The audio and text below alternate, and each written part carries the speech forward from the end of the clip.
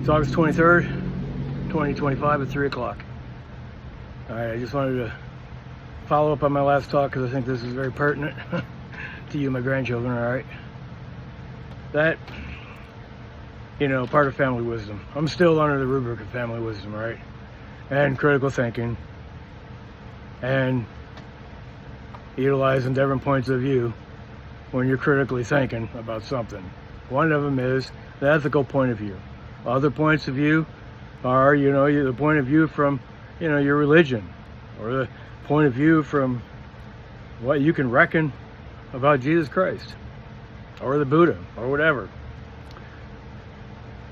The other point of view is what you can reckon from the point of view of Sun Tzu. Look, you gotta look at things from multiple points of view. Can't look at something in isolation. You got to look at things in their context. And one of the ethical contexts that's intermixed with your beliefs about morality and your beliefs about, winning war and stuff like that, and defending yourself at all costs.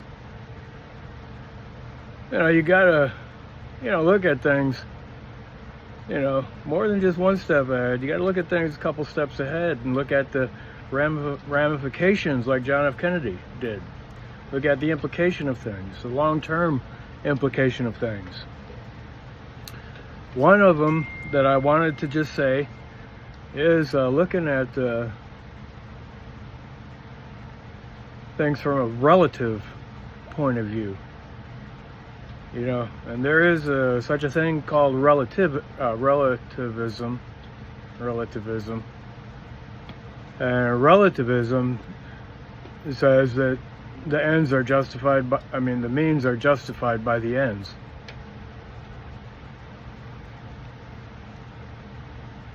Yeah. The means are justified by the ends. In other words, the implication of that might be that it's okay to do something wrong for a greater good. That's a decision that you have to make. Is it okay to do something wrong for a greater good? Or where or how are you going to define what's wrong? In the rubric of civil disobedience, are you going to be violent or non-violent? And that's a big question. It's an ethical question, and only you can answer that. Because like my dad told me, all's fair in love and war. Love and war. Even if you just take out the all's fair in love, just say all's fair in war, okay? Let's simplify it. All is fair in war. But it's saying, it's all's fair in love and war. No. And so... one of the things about Trump's presidencies is that, Trump was accused, he had all kinds of, he had all kinds of ties to Russia, okay? And even the government was afraid that he was a Russian asset.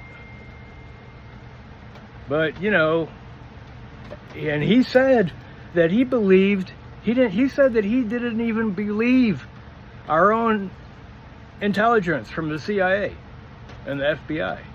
He didn't believe our own military intelligence. He believed what Putin told him. He said that in public. A place called Helsinki. It was like big deal. And he had a private conversation with Putin. And Putin can talk English. He acts like he needs an interpreter, but no. That little piece in his ear, when he's pausing for the interpretation of what's said in English, is bullshit. All right? He understands every bit English that anybody is saying. All right? But he doesn't need somebody telling him in his ear what to say, though. Anyway. He's an expert. He's a KGB. He's trained. Well, he's a KGB agent, okay? But he is, like, as trained as high as you can go. he's like special forces would be in America, you know, for Russia. He's like special forces. And, you know, so he's playing Donald Trump. Like he told Donald Trump that Ukraine is the one that caused him the problem in his election, not Russia. So then, and Donald Trump is a cheater. So then he tells Ukraine, Zelensky, to make up a false story about Clinton, I think, you know. Just make up a false story about her. And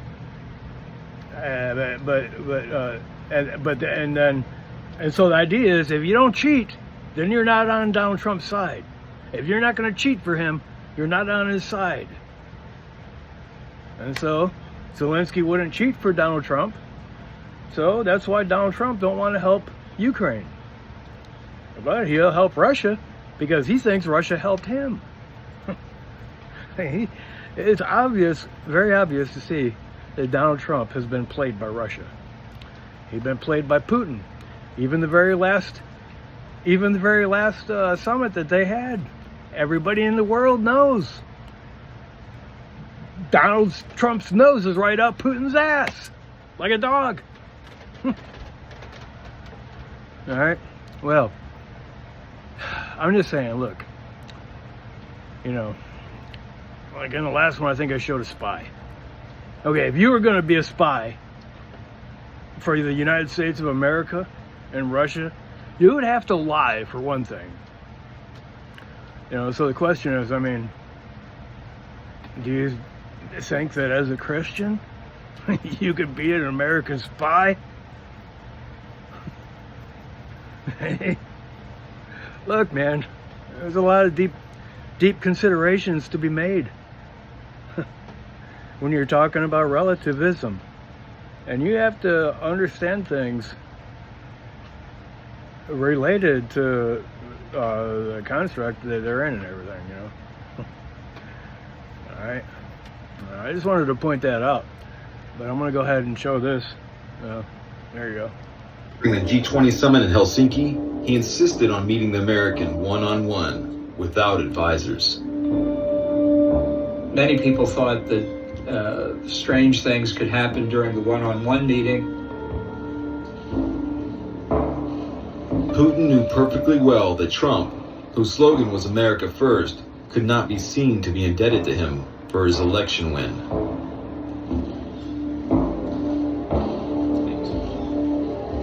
When you deal with hard men like Putin, that's a very dangerous perception to have. So Putin played on that. I thought he saw Trump as an easy mark. And I think, in fact, that did help turn Trump against Ukraine. Putin's obsession, more than ever, was with Ukraine. Okay, Putin's obsession is with Ukraine, and right now, Ukraine is at war with Russia.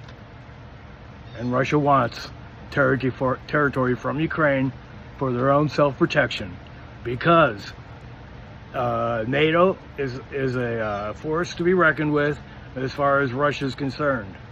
And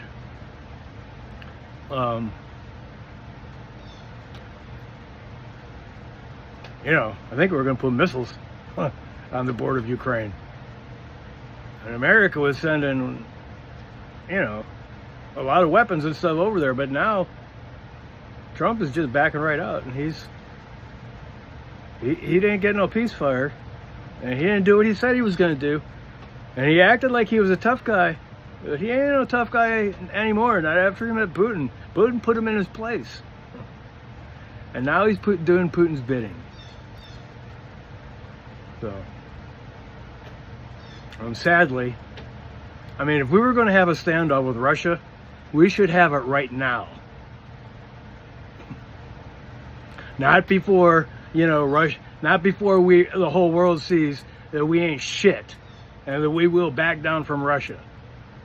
When Russia just blew up an American factory in Ukraine. And Donald Trump didn't say anything about it. And his whole propaganda regime spins things in such a way that it keeps people stupid. Yeah. Anyway, I'm just saying in my talk here, don't be stupid. And understand things in context. And understand the relationship of things. And look at history, all right?